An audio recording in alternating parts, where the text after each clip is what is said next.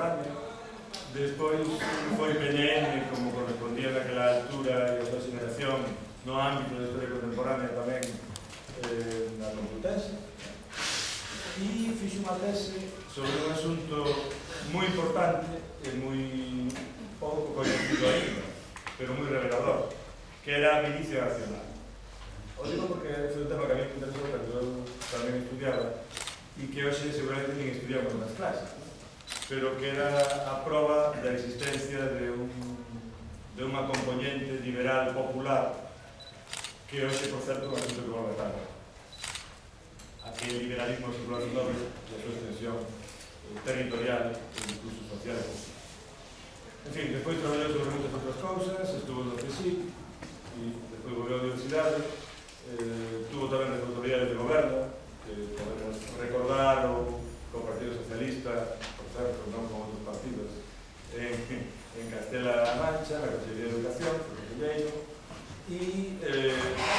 digamos que é unha referencia, para mí, polo menos, desde que estudiaba, que ele é moi novo, pero para mí, desde que estudiaba, a referencia da historiografía contemporaneista española e de un poco historiográfico, que algo non é moi común. Ele sempre cultivou ese hábito, e hoxe vamos falar de un título que lle puñemos, así un pouco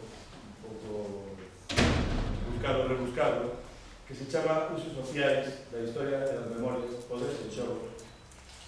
E vai a facer, e temos que agradecer, porque non quero agradecerle públicamente, porque está en Santiago non porque convidáramos nós en primeira instancia, sino porque os colegas de didáctica da historia, asunto do que ele traballa moito, da Facultad de Educación, convidaron para llevar un simposio de didáctica iberoamericana, e aproveitando que viña, pois dixemos,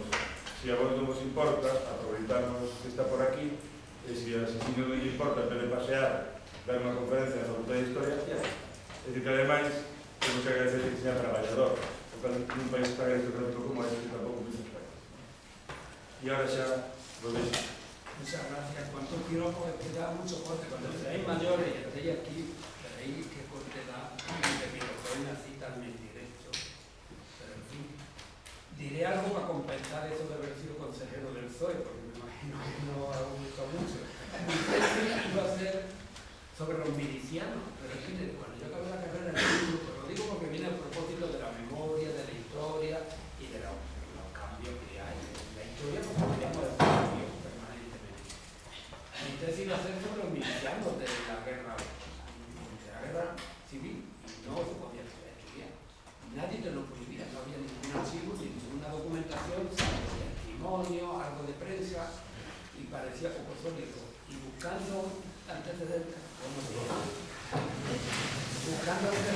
es donde encontré que los milicianos ya estaban metidos y luego para como fuerza ciudadana para defender la libertad. Pero ahora entrando en materia de los usos sociales de la historia y de la memoria en plural, explicaré un poco, por supuesto, sobre todo en el título, Historia en singular y memoria en plural. Y eso nos puede servir para entender luego el otro subtítulo, la otra parte del título, los poderes en juego. La memoria es una necesidad humana y hay una película que soy muy joven igual, bastante de vosotros no habéis tenido tiempo de verla todavía, que la de, bien dicho en inglés, Blade Runner de Ridley Scott, donde los replicantes necesitan para encontrar su identidad humana y tener memoria de sí mismo y una historia, construir su propia historia y su propio pasado. Entonces la memoria es una necesidad individual, también una necesidad colectiva que existe en todas las sociedades, tener recuerdos y se transmiten de generación en generación, nos construimos sobre tradiciones que heredamos y por tanto una construcción propia de la polis en el sentido etimológico de la palabra, de la ciudad ciudadana. Y eso significa que es una construcción política en el sentido etimológico de la palabra. No hay memoria que no sea política y por tanto existen diferentes memorias en cada sociedad según diferentes grupos, intereses, ideologías, etc. La memoria institucional, la memoria judicial, el poder establecido en cada momento, pero también la memoria silenciada, existe la memoria sumisa, la memoria de otros poderes rivales o alternativos, la contramemoria, que se puede conservar de manera subterránea o clandestina, pero que se observan y existen, y como historiadores todos lo sabemos, y por tanto toda memoria o todas las memorias tienen unas características que conviene, creo que tener presente, y esto no soy yo el único que lo ha señalado,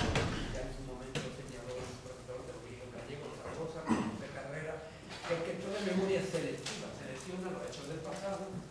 porque se ajustan a la necesidad de construir un relato que justifique su presente. Es algo elemental y es legítimo, pero es necesario tenerlo presente para diferenciarlo de la historia selectiva. Y por tanto omite aquello que no se ajusta a la lógica de ese recuerdo. Y por tanto puede incluso exagerar o inventar parcelas o facetas en las que refuerzan la identidad de clase o de ideología, de religión, de nación en el presente. Y por tanto, volvemos una vez más, es política en el sentido que responde a un interés político, pero también hay que tener en cuenta que es previa a la construcción de la historia como ciencia. Entonces las sociedades amasan memoria, han amasado relatos han construido, ahora que se estira mucho de construir un relato sobre su propio pasado, y eso existió en todas las sociedades. Sin embargo, si la memoria lo dejamos establecido en este punto, estamos de acuerdo en ese primer punto de partida. El segundo es que la historia como ciencia social se podría conjugar en singular, puesto que se pretende científica y por tanto no puede obedecer a mistificaciones, a parcialidades, a mitos, y tiene que abarcar todas las posibles facetas del pasado. Es un proceso en construcción como verdad, no tiene una verdad cerrada ni dogma, por su propia naturaleza, su propia metodología conlleva la revisión de todo lo conocido hasta el presente, porque tiene que estar abierta a nuevas fuentes, nuevos documentos, nuevas reinterpretaciones, tiene que ir ampliando como pasa en la física, en la química, en la medicina o en cualquier ciencia, sin ponernos en el debate de ciencias sociales o ciencias naturales. Es evidente que un conocimiento razonado y argumentado tiene que estar, no puede basarse en dogmas, sino en verdad en construcción y por tanto en revisión. Quiero decir con eso que la palabra revisionismo no hay que entenderla en el sentido político, clásico, tradicional, en algunos sectores ideológicos se puede aplicar, sino como una exigencia, un reclamo metodológica que va en la propia esencia de cualquier ciencia. No hay ciencia que no sea revisionista. Y por tanto la historia debe de abrirse a una pluralidad de interpretaciones y a un diálogo entre posibles interpretaciones donde también las razones de otras escuelas, de otras propuestas de interpretación metodológica deben de tenerse en cuenta y no cerrar en banda como puede ocurrir, y es legítimo también entre las memorias, que haya confrontación de memoria. En la historia puede haber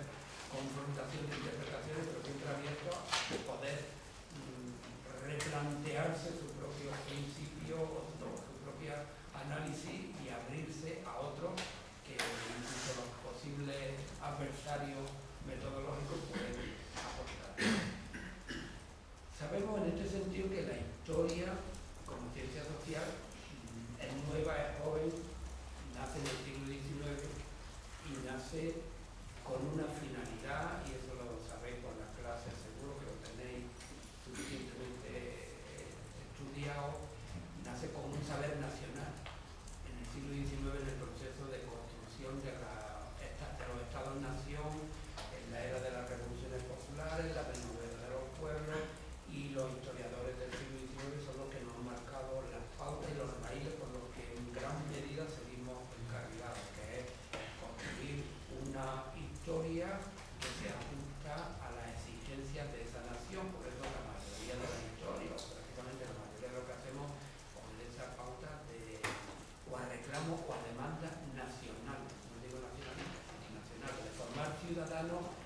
inserto en un espacio y un tiempo nacional. La historia nace como saber nacional,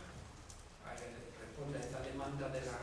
clase burguesa que tratan de explicar, justificar su presente, pero sustituyen al sujeto de las crónicas medievales, que son los reyes, los arzobispos y los aristócratas, por un nuevo sujeto que es la nación. Otros más radicales sustituyen a ese sujeto no por la nación sino por el pueblo, y es la marcha del pueblo la que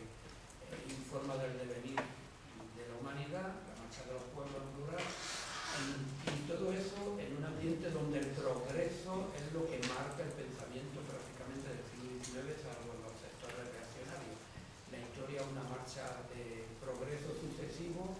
no lineal siempre, pero la tendencia a verlo como de manera direccional, y que el pasado es el embrión del presente, y eso está también en la marca de origen de la historia como ciencia, o sea que tiene la primera marca, los raíces y los marcos nacionales de organización del saber del pasado, la segunda, una perspectiva teleológica del transcurrir de las sociedades,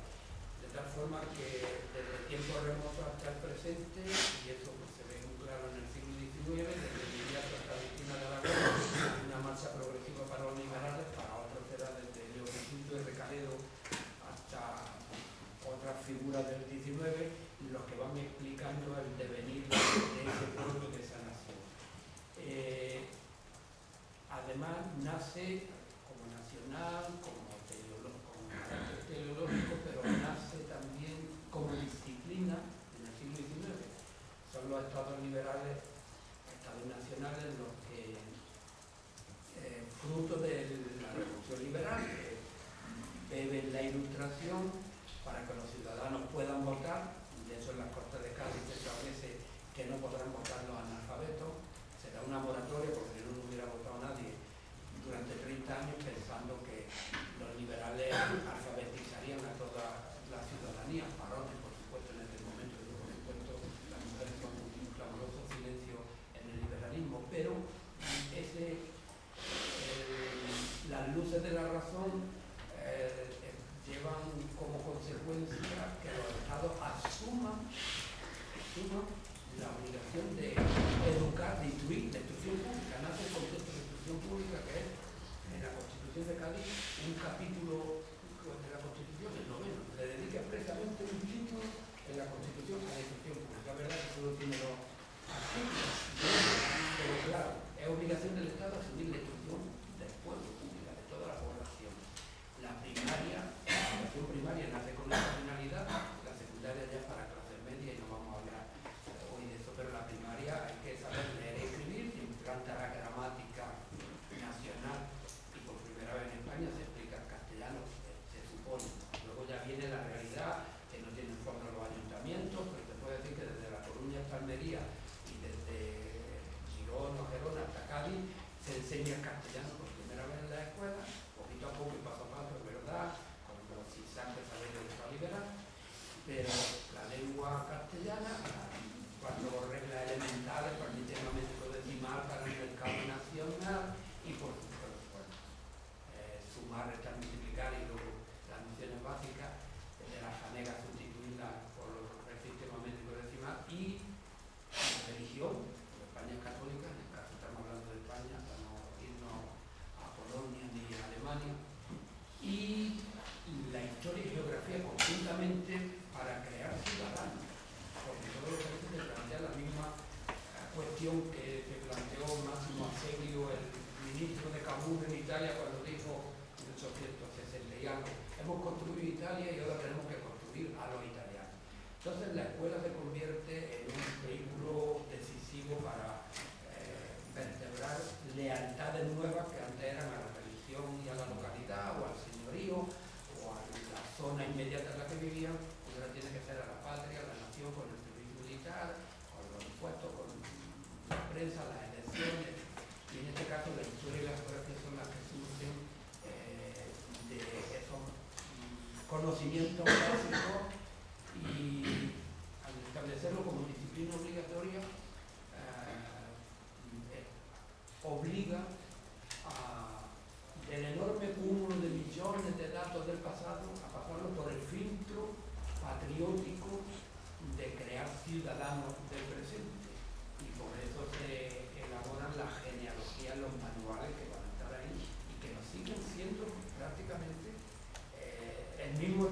casi de Modesto Lafuente los manuales de bachillerato de historia que hay, de tal forma que hay un mismo hilo conductor, un mismo propósito y una misma metodología teleológica en casi todos los libros de texto de embrión del pasado del que surge el presente, de manera más o menos explícita o tácita, pero de manera clara.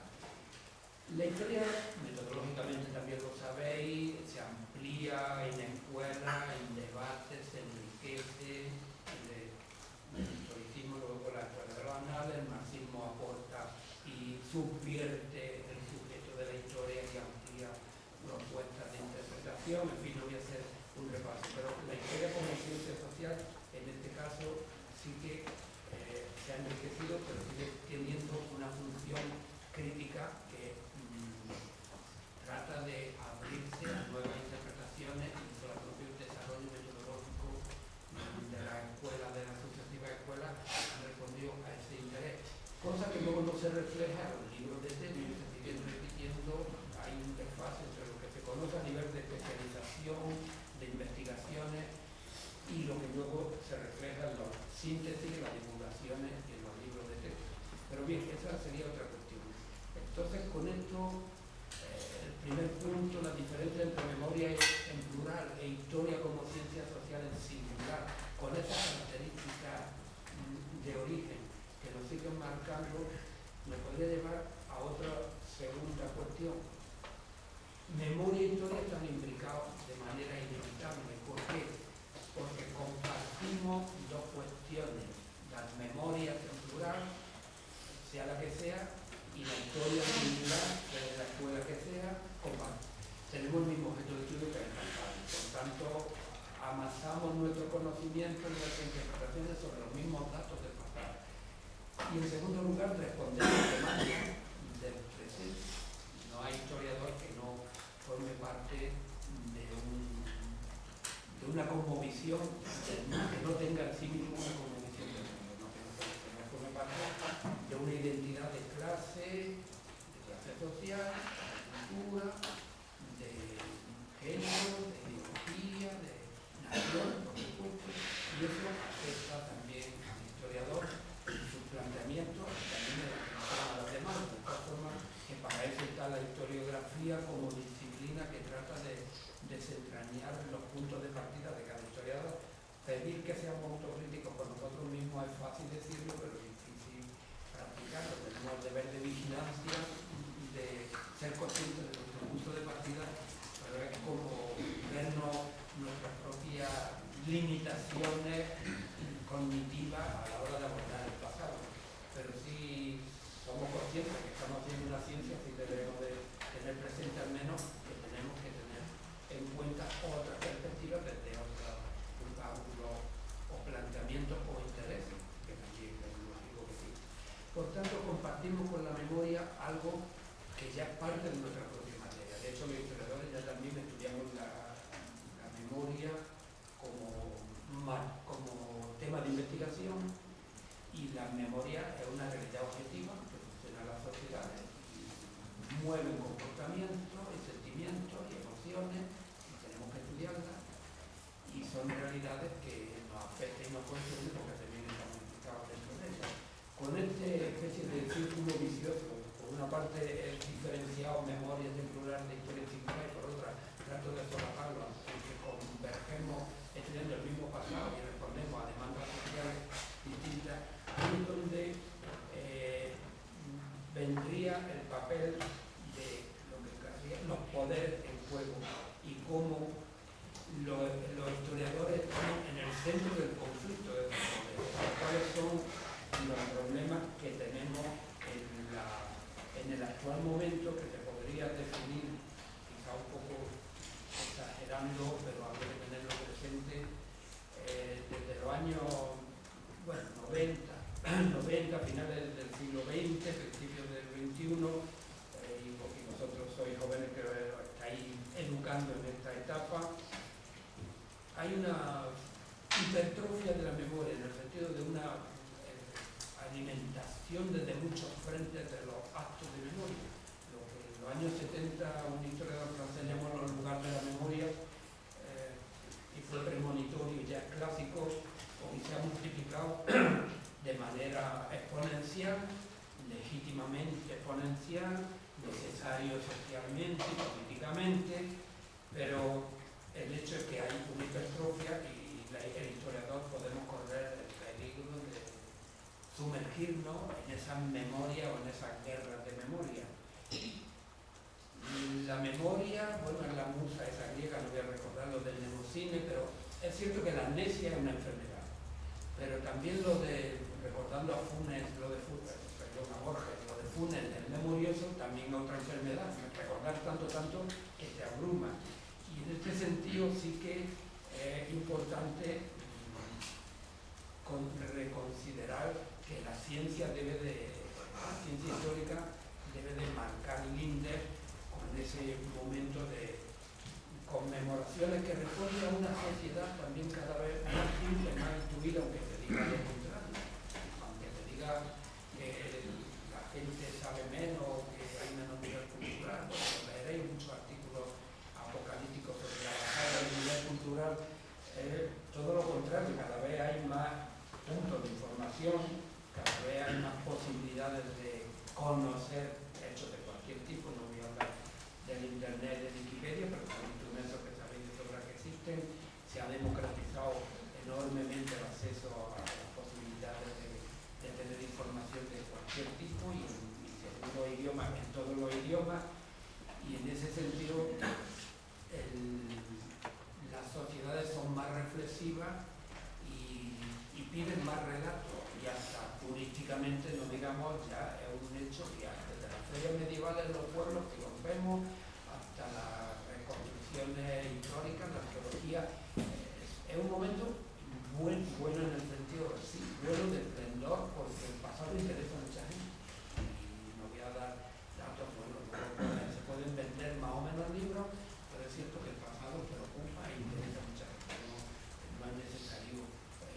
dar más datos. Aparte de las revistas de historia, los libros de historia, se vendan más o se vendan menos, de las facultades de historia, pero hay más conocimiento del pasado y se investiga y se publica más que nunca, sin meternos en el debate de vida. Pero el hecho es que en ese contexto el historiador sí que tiene que tener presente que la competencia con la memoria puede distorsionar sus deberes como científico, a sabiendas de que la historia también nace como una ciencia de la memoria nacional, en este caso de una memoria social, nacional, patriótica, etc. Y es necesario tenerlo presente porque las emociones es lógico que se nos cuelan en el recuerdo de los acontecimientos. De la guerra civil está más claro, de otro hecho. Las emociones son la base de esos recuerdos, son las que informan, incluso las que nos dan sentido a la rememoración de los acontecimientos. Pero claro, el historiador ahí, ¿cómo puede obrar movido por intereses científicos y cómo se puede diferenciar de los intereses ajenos a la investigación? Porque todo interés externo o toda tutela puede interferir en el resultado, y eso es una de las cuestiones que planteo como punto de posible debate. El historiador no es un alma bella que esté fuera de los conflictos, no es un ángel, tiene inclinaciones, tiene simpatías, te lo comentaba, pero sus intereses no pueden ser aquello de lo que comemos, hablando. No podemos investigar o legitimar una demanda presente, sino que el presente y sus conflictos lo estudiamos para conocer y reconocer el pasado, los distintos problemas del pasado e incluso para evitar los anacronismos, porque es evidente, en el caso por ejemplo el debate sobre los nacionalismos que vosotros lo vivís más de cerca, que la identidad es un concepto muy cambiante y quizás hay más similitudes entre vosotros o entre un joven gallego, digo gallego, catalán o andaluz del siglo XXI y un chaval de Tokio, de San Francisco, con el gallego, castellano o andaluz del siglo XV. No voy viví bajo el feudalismo, no viví en las condiciones de miseria y de ultraje y de infrahumano en que se vivía en el siglo XV la mayoría de la población, nuestros abuelos, bueno, aquellos jóvenes del siglo XV, las posibilidades de información, instrucción, reflexión son totalmente distintas, y pensar que hay un cordón umbilical entre los jóvenes de aquel siglo XV y los jóvenes de hoy, yo creo que una analogía. Esto puede ser un punto a debate. Yo creo que hoy los jóvenes de hoy, lógico, o parecéis, o parecer más, aunque quede chirriante a un joven de Tokio. Puede quedar chirriante porque está muy lejos, pero al final no es solo quedarse en la superficie de la música y el rock y los viajeros y el internet, es incluso en la actitud ante la vida y en la experiencia de vida. Podríamos poner muchos ejemplos, pero no me entretengo ahora en estos ejemplos, que no quiero hablar más de 40 minutos de control. Lo digo porque a veces absolutizamos palabras, las convertimos en bolas de billar compactas, homogéneas, con la identidad, y no las desmenuzamos como historiadores. Y no desmenuzamos que la identidad es un conglomerado de creencias colectivas que se van transmitiendo de generación en generación, pero que van cambiando con el tiempo y de cada generación según los contextos del tiempo y del espacio, que también es importante, no son los mismos unos espacios que otros, y entonces las identidades se construyen sobre recuerdos individuales, colectivos, pero si examinamos su contenido y sus formas de elaboración, si analizamos los datos y su significado y su afectividad y emoción, si descubrimos que hay sesgos, parcialidades, incluso sectarismo en esa elaboración de esa identidad, nos toca plantearlo con claridad crítica para precisamente demostrar que la historia es cambio permanente y no hay una identidad firme. Porque la identidad y la memoria dependen del significado, lo que somos no es lo que recordamos bien o mal, es lo que creemos que ahora hemos sido y seguimos siendo, con toda la incertidumbre, con toda la inexactitud, pero crecemos adaptándonos, adoptamos valores nuevos que nos vienen de otras generaciones, de tradiciones antiguas, o nos salimos del guión, porque la vida también es acarrear tradición y ver realizar algo que no es mera repetición, por tanto tradición y innovación no son incompatibles. Y eso forma parte también de la identidad, por tanto la identidad, la memoria son expectativas, experiencias de lo vivido, de lo valorado, etc. Ahora bien, el historiador, si no hace su investigación, se opone a las fragilidades y no se opone a las fragilidades de esa memoria. El historiador tiene que examinar esas debilidades. Bien. La historia, al ser una investigación reglamentada, regulada, bueno, hay que observar en su contexto, delimitar cada cosa preguntándose cuáles son las circunstancias de los actos humanos que estudian. No voy a descubrir nada nuevo porque lo sabéis, los individuos hacemos, pensamos, nos justificamos, decimos, callamos y tratamos nosotros como historiadores de captar el pasado o lo que los sujetos hacían y decían que hacían, los motivos que daban o los que programaban, el sentido común al que servían, los intereses que se ayudaban entre ellos, las relaciones de poder, las evidencias que compartían, la cultura, etc. Y eso es lo que llamamos en historia un ejercicio fácil como parte de nuestro oficio científico de comprensión. Comprender ese ejercicio histórico de atender, observar y pensar lo observado. Bien, los antepasados no son réplicas o embriones de nosotros mismos, entonces tenemos que rastrear la diferencia. Pero también la historia sirve para averiguar qué hacían o pensaban nuestros antepasados examinando lo que ellos no sabían, y eso sería la explicación, la diferencia entre comprender, parte de nuestro ejercicio, y explicar. No basta con mostrar lo que los sujetos veían, sino que hay que descubrir lo que ignoraban. Por dos razones: porque los individuos no conocen el contexto histórico de sus actividades, los factores que influyen en lo que hacen, no controlan todo, y no saben cuáles serán las consecuencias de su acto. Sobre todo no saben cuál va a ser la consecuencia de su acto al entrar en contacto con otras acciones de los restantes sujetos. Eso es lo que Federico Engels dijo, que la historia era un paralelepípedo de fuerza. El contrario, sale la tangente del medio, hablando en términos de gráficos geométricos. Una fuerza tira para un lado, otra tira en el sentido contrario y sale no la línea del medio equidistante, no, pero un paralelepípedo de fuerza que según la fuerza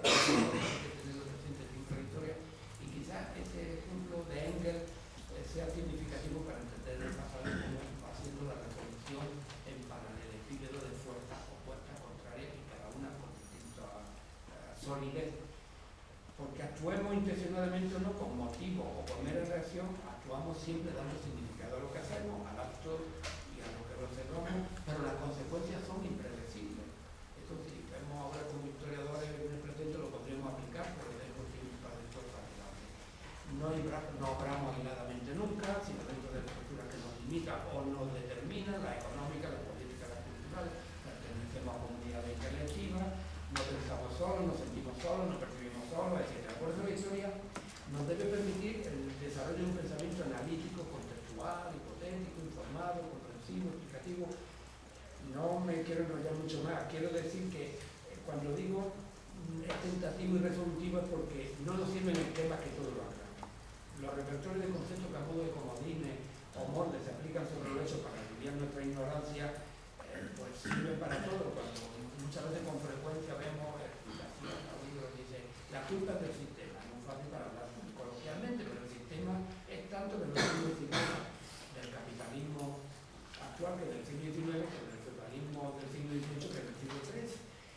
Ni el polaco al español, ni el italiano al inglés.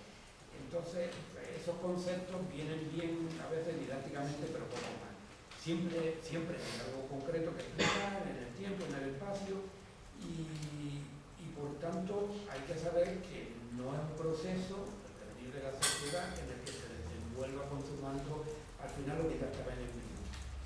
No somos un organismo, no somos un cuerpo, pero en fin, no me entretengo en estas cuestiones, pero sí planteo la necesidad de que tenemos que reforzar el papel de la historia en unos deberes de vigilancia permanente frente a los poderes que construyen memoria. Y esos poderes, lo que ya no quiero entretener más,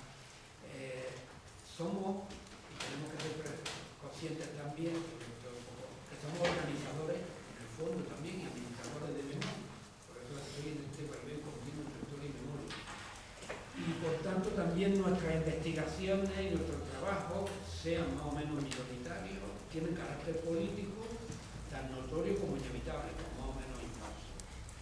Y por tanto los historiadores aparecemos como comisarios de exposición histórica o en trabajo relacionado con el poder. Antes no he dicho que al final, cuando hablaba del siglo XIX, la historia nace en el siglo XIX como ciencia nacional, saber patriótico, disciplina de pedagogía ciudadana nacionalista,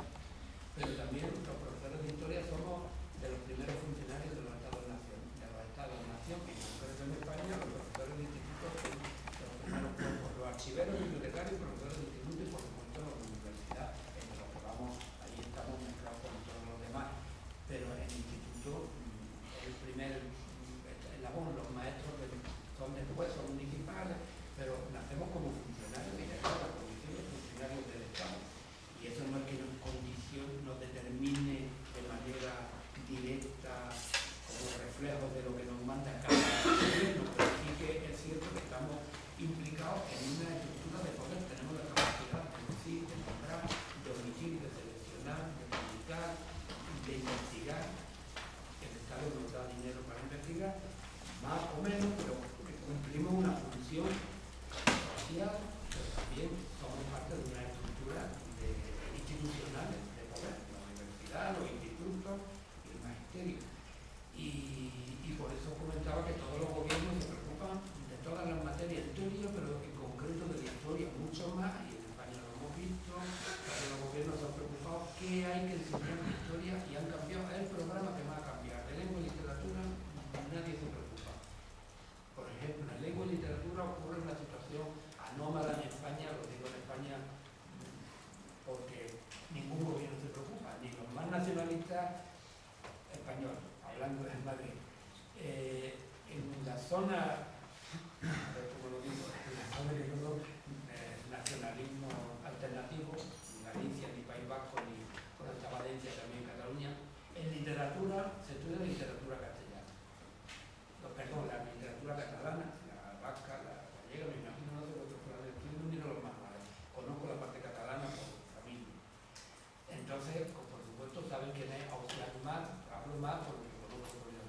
Ausiàs March y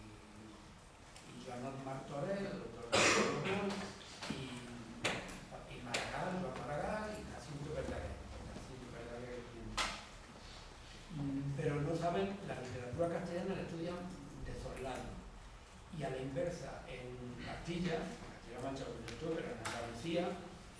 saben quién es Jorge Manrique, nuestra vida son los ríos que van a dar a la mar, gran poeta del siglo XV, y no conocen al máximo poeta del amor, que es José Almar, porque escribió en catalán, valenciano, catalán. No se estudia literatura española, es verdad que le han puesto ya castellano, para meter a García Márquez y a todos los sudamericanos, porque escriben en lo que es castellano. No se estudia, o sea que los gobiernos no se preocupan de que un ciudadano español, hablando en términos, me voy a poner como si fuera ministro de Educación en España, que un ciudadano español no sepa quién es Ausias Mar y otros no sepan quién es Jorge Manrique, que es que nos preocupa ese concepto memorístico de saber quién era lo que debe ir a Jorge Manrique y Ausias Mar. O todo el mundo sabe la Celestina, de la misma fecha que la Celestina, Fernando de Rojas, es Joan Martorell con Tirano Blanco. Precisamente uno de los estudiosos mejores de Tirano Blanco es Margachosa, que tiene un libro sobre Tirano también. Lo digo eso porque hay un desfase y, como ejemplo, no se preocupa ningún gobierno. Sin embargo, la historia, quién fueron los reyes católicos, la Edad Media, si llegamos hasta Viriato, no Viriato, si fue, y hasta Agustina de Aragón, eso sí que preocupa a todos los gobiernos, de un color o de otro. Y el programa de historia en el bachillerato ha sido el que más vaivén ha sufrido en los últimos años. Y el último cambio ya lo acaban de poner, de 10 temas le han puesto 12, no sé cuáles son, pero poner más historia en el sentido acumulativo de hechos del pasado, no en el sentido comprensivo, crítico del pasado, sino acumulativo. Eso lo dijo una ministra de Educación que hubo del PP, es que es muy importante que los niños sepan quién es Alfonso XII. La importancia que tiene que sepan los niños de toda España Alfonso XII. Pues esa idea afecta, pero pasa en Australia y pasó con Gordon Brown también, digo, con el ministro laborista de Inglaterra, y pasa con Putin ahora mismo, y ya pasó, y pasa en Estados Unidos, que hay un debate más amplio también. La historia, Gustavo Montenegro y el creacionismo, que lo habréis visto incluso con la película. Bien, pongo esos ejemplos para ver cómo los poderes interfieren y estamos en medio de conflictos de poderes, porque los partidos políticos nos reivindican escribir las memorias o escribir la historia de sus respectivos partidos desde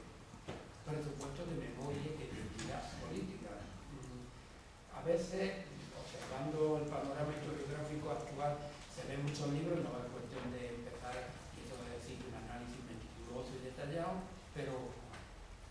yo recuerdo cuando estudiaba eso de joven, la historia de la iglesia la hacían curas, y nos decían, los profesores que teníamos más progresistas, con razón, que la historia de la iglesia que había en las bibliotecas no era de fiar porque estaba hecha por curas. ¿Qué van a decir un franciscano o un padre mercenario de la historia de la iglesia? Pues su visión de la iglesia, con más o menos disputa entre dominicos, franciscanos, entre agustinos y jesuitas, pero interno de la... Este ejemplo a mí a veces me da la sensación cuando vemos historia contemporánea de España, como también a veces parece que estamos organizados por órdenes religiosas, no, pero sí ideológicas, los franciscanos o los dominicos, y estudiamos nuestro estado en función de nuestros intereses y exaltamos, quizá lo mismo que sea el anarquismo, el socialismo, el comunismo o el POUM, pero en función de identidades políticas que es legítimo investigar, que puede ser una buena investigación, pero entonces estamos reinterpretando también desde perspectivas legítimas del presente, pero a veces resulta difícil ensamblar las visiones críticas de un y de otro. Por eso lo comento, porque los poderes no son solo los poderes del Estado, porque a veces es muy fácil decir sistema y Estado y ya tenemos dos conceptos responsables de todos los males que nos envuelven y nosotros no nos vemos implicados dentro de ese trabajo. Estamos inmersos, por tanto, en ese capítulo de pugna social en la construcción de referentes de identidad, de memorias colectivas y no podemos ser neutrales, eso es evidente. Ni somos árbitros imparciales ni espectadores divinos del transcurrir del pasado y tenemos esa cosmovisión que nos permite darle amplitud a los procesos históricos, porque de lo contrario caeríamos en la edición de millones de minucias sin capacidad de comprenderlo y necesitamos tener una visión de la historia y de ahí la importancia de tener una teoría de la historia que ya lo sabéis. Para tratar de ir finalizando, también plantearía 4 cuestiones que nos afectan a nuestro oficio y a nuestra memoria ciudadana y que me parece que puede ser también para ampliar el debate. La historiografía occidental, en la que nos integramos profesional y culturalmente, se ha escrito en Occidente, y de eso estamos encadenados, desde 4 posiciones, por llamarlo así, etnocéntricas, o 4 ejes. La primera es de rango cultural, y eso lo sabemos todos, y no hace falta subrayarlo mucho, el eurocentrismo. Los manuales que tenemos, que se llaman Historia Universal Moderna, pues se reducen al cogollo europeo y sale España, por hablar en ese término, porque fue imperio, pero un poquito algún zar o alguna zarina, porque zarandeó algo, pero el resto del universo no existe. Ahora los americanos han sacado la historia del mundo, pero eso sería una cuestión. Pero el hecho es que el eurocentrismo lo tenemos muy marcado, somos conscientes de ello, pero seguimos repitiéndolo, aunque luego pongamos alguna asignatura en los planes de estudio que se han hecho últimamente. Yo repasé algunos, no todos, pero la mayoría. Hace unos pocos años se han rehecho los planes de estudio de los grados de historia, y África y Asia, América un poquito, aparecen como optativa o como asignatura complementaria al final de la carrera. El problema es que las asignaturas que estudiamos, la mayoría tienen el desdoblamiento clásico: historia de España, historia universal, historia de España antigua, universal, media, moderna, moderna, contemporánea, de España y universal. Como si España tuviera un empaque obligatoriamente similar a universal, pero bueno, no voy a entrar en cómo se elaboran los planes de estudio, por las exigencias corporativas, etcétera, somos todos partícipes, sino simplemente subrayar que el eurocentrismo nos sigue afectando. La segunda característica es de carácter político, que hace que toda la historia, y esto sí lo vemos, gira en torno al Estado-Nación y están concebidas desde la perspectiva del Estado-Nación del siglo XIX, y esto lo he explicado, no lo desarrollo más. No hay, las propias asignaturas de bachillerato son nacionales todas, y las universales pues responden al eurocentrismo anterior. La tercera respondería más a los valores, que eso ya depende del tipo de libro, de manual, que sitúan los parámetros de interpretación del pasado en lo que podríamos, simplificando, valores de clase media actual, pero sí que es una clase media que se ha ido reproduciendo y cambiando. El concepto de orden ha cambiado, el de jerarquía, el de pragmatismo, pero es verdad que es el tono dominante cuando se habla de periodos de estabilidad o no estabilidad. Por ejemplo, en el caso de España, por poner algo que seguro que lo habéis estudiado, la Primera República, todos los libros de bachillerato siguen repitiendo. Yo lo veo a los alumnos cuando les pregunto. La Primera República, lo primero que te dice que tuvo 4 constituciones. República sinónimo de desorden, hasta en el anuncio de IKEA ya se ve que esto es una república. Entonces, sin embargo, de Isabel II, de Alfonso II, Alfonso XIII, no se dice que los gobiernos duraron 6 meses como media, o 2, o menos. Parece que los periodos del reino son de estabilidad. Que si hay monarquía, hay estabilidad. Con eso no pretendo hacer alegatos por constatar cómo la monarquía se transmite como un valor de estabilidad y la república como un valor de desorden, en el caso del español. Pero lo mismo ocurre en la jerarquía, incluso en la jerarquía de valores de otro tipo. Podríamos poner ejemplos incluso en la izquierda militante, por poner un ejemplo, el Che Guevara, que es un mito, y Gandhi está considerado casi como un bañaguao, como una cosa que es verdad que la figura de Gandhi es muy compleja como la del Che, pero Gandhi se margina como figura de referente para los cambios sociales, y sin embargo un guerrillero, no digo con eso de que se esté soñando con el Che, pero se sigue teniendo como un héroe, y no le voy a quitar el rango de héroe, simplemente estoy contrastando cómo hay valores que mitifican a una figura u otra y hay valores que se transmiten. Eso ocurre en los manuales, en los libros, y viene a colación de la cuarta, el androcentrismo, que lo pongo en cuarto no por ser las mujeres en último lugar,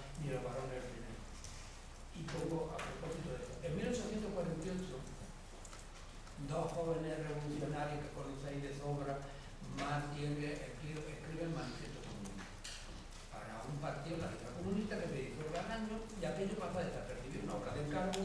Vosotros, si militáis en algún partido, ya veréis que os encargarán. Escribe un manifiesto y es anónimo, porque era del partido que te lo encarga. Y eso, ese manifiesto estuvo prácticamente clandestino, sin eco, sin impacto, como ahora se habla, durante 20 años, hasta que la crisis, una de las primeras crisis que zarandea el capitalismo industrial en Europa de 1876, 77, 78, y se ha formado en 1864, la primera internacional, ya lo sabéis, comienza a circular el manifiesto comunista, y claro, Marx y Engels se dan cuenta que tienen ahí un escrito que está revalorizándose por los propios movimientos obreros que se están organizando, y lo firman y desde entonces lo tenemos. Y es otra cultura, pero el manifiesto comunista, gracias a la evolución del siglo XX, lo vamos a ver hoy en los libros de bachillerato. No hay libro de bachillerato que no tenga una foto de Carlos Marx con barba, como Dios manda en un libro a todo color. Y está bien, pero eso no fue en el siglo XIX. En 1848 nadie se enteró del impacto del manifiesto comunista, y que habla del manifiesto comunista, lo estudiamos y lo releemos y lo reeditamos. Bien. Sin embargo, no figura en los libros de bachillerato, y viene a propósito del androcentrismo, en la declaración de sentimientos, el manifiesto feminista, declaración de sentimientos, es muy significativo, se llama así, de Seneca Falls,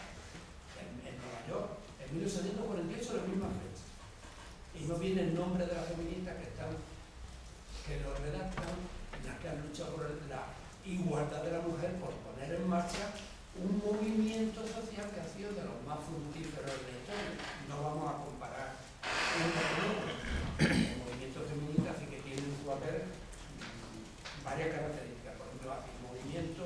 muy horizontal, no ha tenido estructuras verticales de partido, no ha tenido disciplina, no ha tenido dogmas, por eso también ahí tiene mucho debate, pero sí que ha logrado ir ampliando la igualdad progresivamente en distintas sociedades, de las más desarrolladas y más ricas a las posteriores, con programas que siguen siendo el soporte de esa lucha por la igualdad, que incluso otros sectores opuestos lo han asumido y no tienen en su haber ni purgas, ni cárceles, ni sangre, se puede decir, ni cáncer. Y sin embargo, ese movimiento que está en la base de que hoy en la realidad aquí presente, de que la que sea el número, la mujer está en plano teórico de igualdad, al menos en esta aula, eso se debe al feminismo. Y sin embargo, no figura en los libros de bachillerato el feminismo como movimiento que irrumpe en la historia progresivamente, que va ampliando en onda expansiva la conciencia de la igualdad de la mitad de la especie humana. No está. No sé, los libros de bachillerato actuales, algunos si lo incluyen más o menos, o meten las sufragistas como un movimiento puntual y periódico y curioso, porque fue conflictivo y una murió delante